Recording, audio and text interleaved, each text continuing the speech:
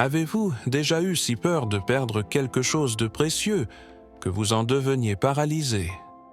C'est l'histoire d'un homme qui a laissé cette peur lui voler bien plus que ce qu'il craignait de laisser partir. Dans les années 1950, un jeune homme nommé Tony était réputé dans son quartier pour sa magnifique Chevrolet Bel Air 1957, d'un bleu éclatant. Il en était si fier et si terrifié à l'idée de la rayer ou de l'abîmer qu'il ne la sortait presque jamais.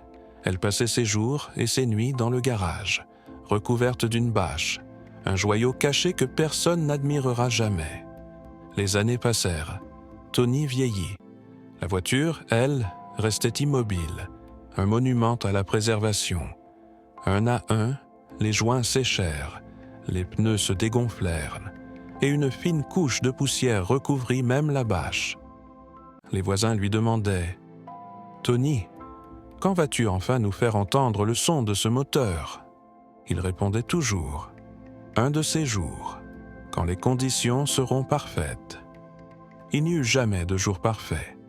Tony mourut, et ce fut son neveu qui hérita de la voiture.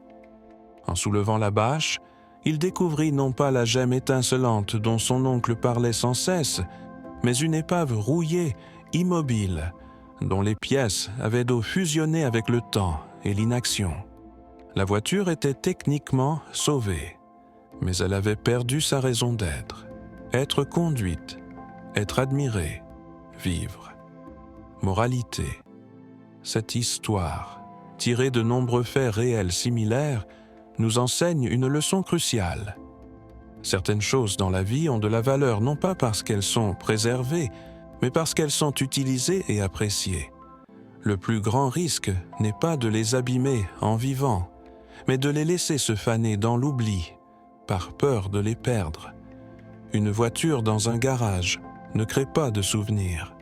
Ne laissez pas vos plus belles possessions ou vos plus beaux rêves devenir la rouillée relique d'une vie trop prudente.